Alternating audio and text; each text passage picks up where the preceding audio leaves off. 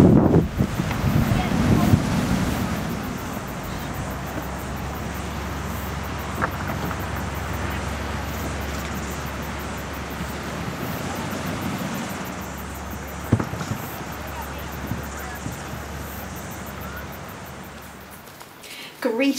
Aries, and welcome to your February tarot reading with me for 2018.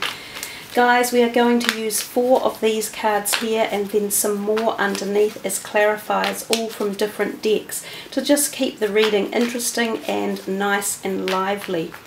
So 2018 is a year of birth, death and reincarnation. It'll see a lot of deep personal reassessments for people as well as other life forms on the planet, including plants and animals. Now, February is an unusual month. We have no full moon in February, but there was the lunar eclipse on the 31st of January, and the new moon on the 15th of January seemed to set a really powerful tone for how you were moving forward with things in the year as the year progresses. So, as I say, a potent month January was, and an interesting one February is going to be.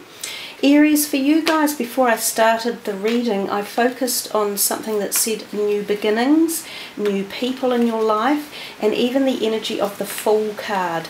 So let's see what's coming for Aries for February 2018.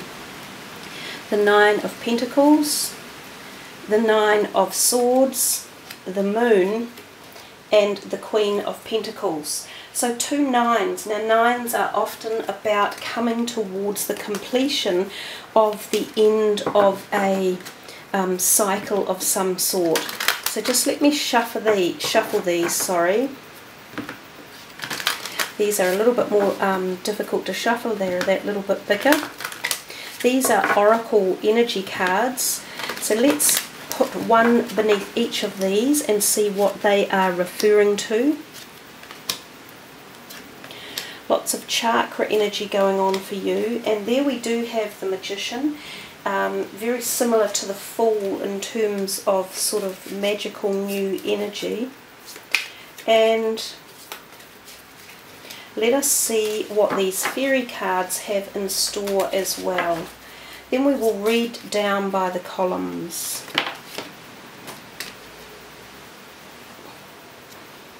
Okay, so that first one there is business venture, a walk away, summer, and affirmations.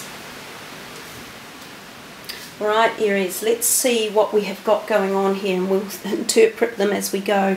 We are reading through the columns. As I said, we will start with this one. So that first card up there is the 9 of Pentacles, and then we have the 5th chakra, Archangel Gabriel, and that is the throat chakra, and then we have a business venture.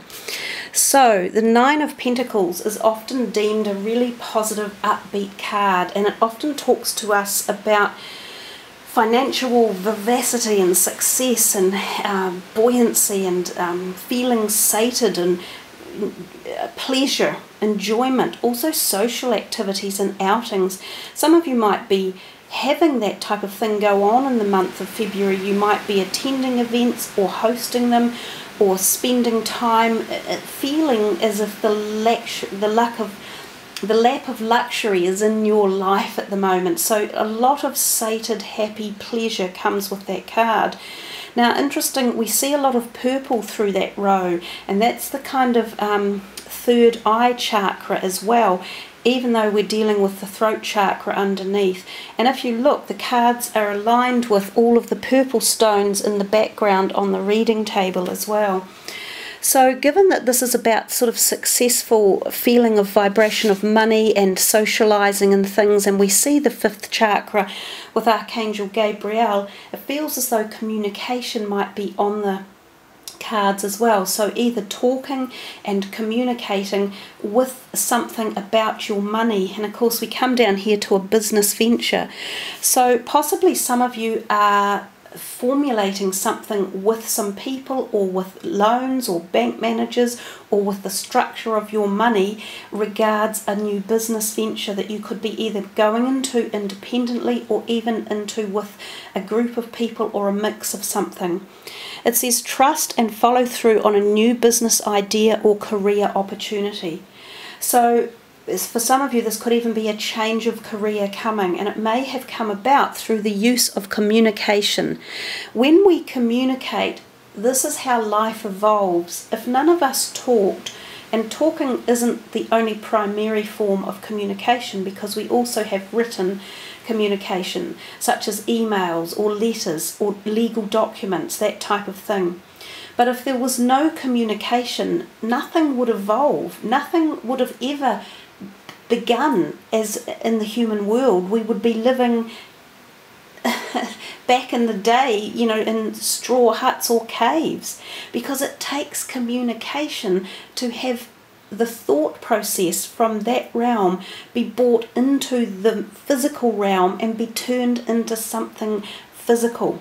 So communication is a very powerful tool for bringing the manifestations of your ideas into the realm of happening and turning it into a material, physical, sound, hard object of whatever it might be, whether it's a business, or you're building something, or you're processing something, or you've applied for a job, or it's an application, and you have communicated with some people who are hiring you, and they have agreed that yes, you're the right person for the job. So you see how communication is key, but it bodes very, very successfully and very well in this first row about your finances, about opportunities within career or business advancement. And so just remember, the more you communicate, the more likely you will have an even more positive or successful chance of a good outcome. We come to this next row and we kind of have a dichotomy, complete opposite here of the first row. So you've got the Nine of Swords, which is a little bit about mental anxiety or tension or worry. It's also about insomnia, the inability to sleep, and the inability for the mind to slow down enough and relax. Now this could be because you have a lot of worries on your mind, or you've got a lot of ideas going on and you can't quite decide what do I do or which way does this go. The card underneath is the second chakra, Archangel Ariel. Now the second chakra is down in the sacral part of our body. So this is the part where our creative zone is as well. It's also the thighs, the hip, the back. It's our intimate zone as well, and also our fertility zones in the body for both men and female.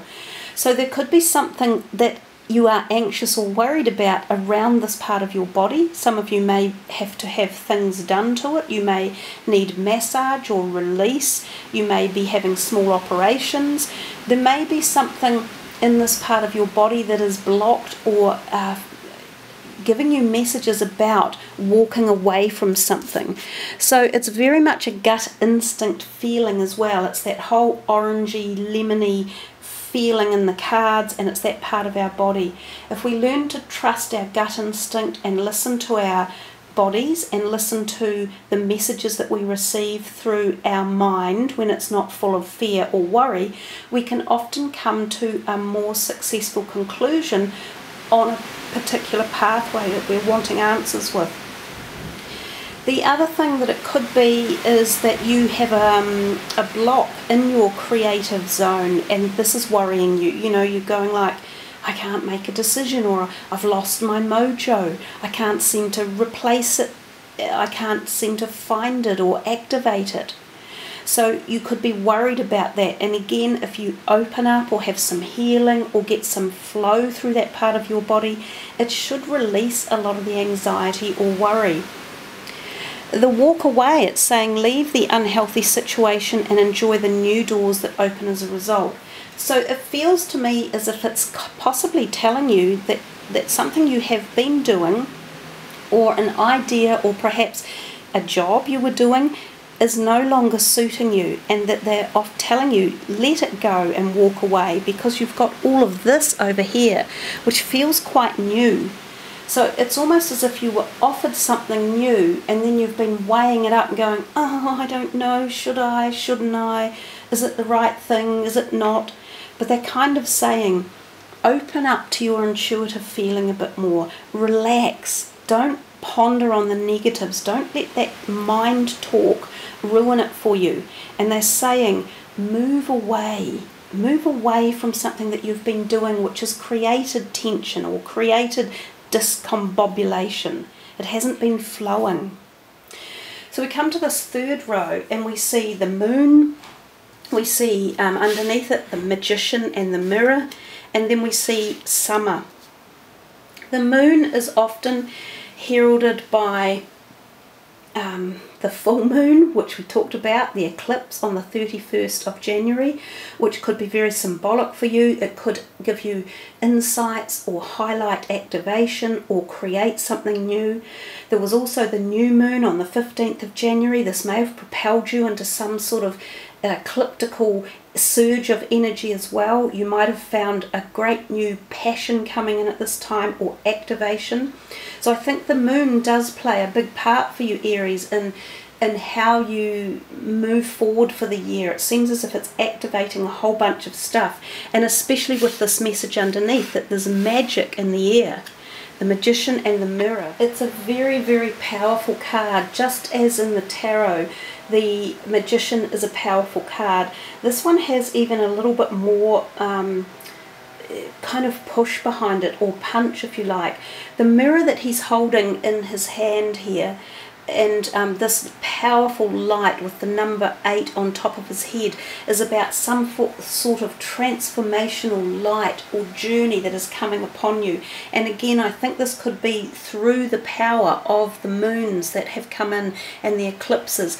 This mirror shining, you know, reflecting back out, this yellowy hue is very much like the immense reflection that we get off the moon, and the contemplative energies that we can gain from things like eclipses and full moons and new moons. So the magician is a time of very powerful spiritual benevolence in your life, where something transformational is coming through. So I think for you, the moon side, the moon card, even though traditionally that can often also tell us that there could be things going on around you that are a bit subterfuge, and, you know, a little bit of dishonesty or stuff being done under the light of day. It can indicate transactions within business dealings that are a little bit corrupt or not favourable. It can sometimes transpire to mean negative people around you who aren't supporting you or haven't been your best friend. Sometimes these can be water sign people too, because of the crab down here, I think of, and the Cancer kind of could be water sign energies. But that could relate to some of you, Aries, but I think for most of you this is a very empowering line in here in particular.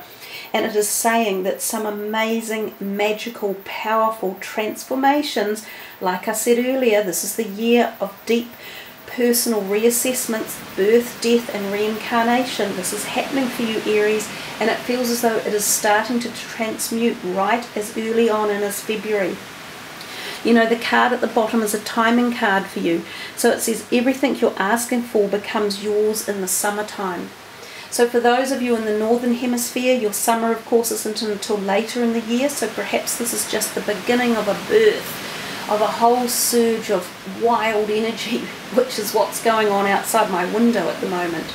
And for those of us down here in the Southern Hemisphere, perhaps this is starting right now with this amazing powerhouse of spiritual revelation and ingenious ability to be the alchemist in your life, to literally turn what might have appeared to be iron into gold. And that is the art of alchemy, and that is the act of the magician.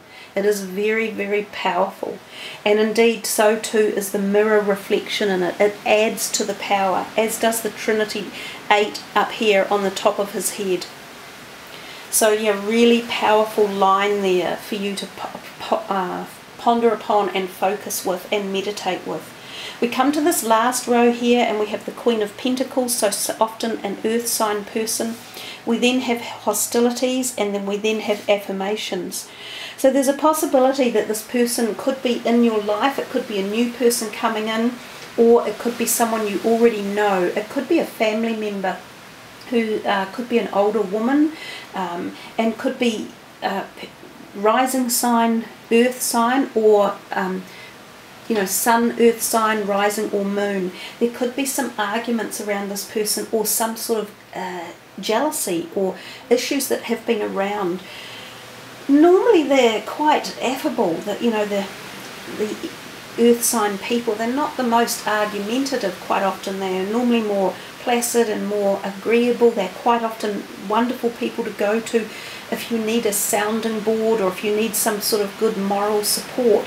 So possibly there's two options here. She's either there for you to go to about hostilities in your life. There could be someone around, which is what we set up here, of course, with the moon. So there could be someone around who is jealous or envious, or being negative in some way or another. It's interesting that it matches right here with the Magician. I feel as though there might be some people around you who are showing signs of negativity about what you're doing, or the changes you're making, or the power that you seem to have been able to accrue. So either you're going to her as a sounding board and she's a supportive friend and a helper, or she is part of the problem of the hostilities. So I think the moon still was passing off a little bit of that message that I said earlier. Just be careful around you. There are some people who are not being backing you as they should, and maybe that's also part of this thing up here. You might be aware of that at a subtle energy level. Be careful who you pick as new friends in your life. Be careful who you listen to. Be careful of the advice you take. You don't really need to so much at the moment. I think you need to focus far more on yourself and your directions and your own manifestation of your thoughts and dreams into the physical realm. But also they're telling you to use affirmations, and it says to lift up your thoughts and energy, and to attract what you desire, use positive affirmations. So rather than getting into fights or arguments with people, possibly this woman, possibly someone else, walk away. We've had that over here, so it seems to be pushing itself back to this way. It's saying just walk away from the hostilities. These people have got their own problems. They're not seeing things clearly. Their envy and jealousy is wrecking it for themselves. Don't even bother getting into the arguments. Just learn to put the positivity wall up in front of them. You use your affirmations at your own level, but the more you use them, the more you empower yourself. The more positivity comes into your life, the more success, the more action, the more direction. It's that simple. If someone is getting at you, or there's back chatter or backstabbing or bullying or anything going on, just walk away from them and then put out a whole load of really positive affirmation stuff. And you'll be surprised that it'll have the complete opposite effect of what they want to do. They'll be thinking, we'll take them down, we'll spread some rumours, we'll say some nasty stuff. And it will be ineffective, completely ineffective when you take this response. And wow, I've only just seen it. I'm a bit slow sometimes because I get so caught up in the messages that are coming. What's this? The new moon with a massive star in the background, and this beautiful angel-like creature, or fairy or elemental, sitting on the new moon looking up into the heavens. And I've told you that that new moon on January the 15th gave you guys some very, very powerful, potent movement forward. So there you are, Aries. I hope you have really, really enjoyed this reading. It was a really nice one to do. Lots of energy coming through, lots of messages. Pick whichever card you are really attracted to most and spend some time meditating on it and focusing on it and seeing what answer it gives you in an extension beyond the reading. So thank you for tuning in. I love it when you leave your comments and that you like and sub the video and the channel. If you sub the channel, you won't miss any of my future uploads. Remember, if you want a positive, well, that's true, if you want a positive reading or just a reading with me, follow the link below my channel and make contact that way. Take care, everyone. Have a wonderful February ahead. It looks like there's plenty going on, Aries. So much love. Namaste.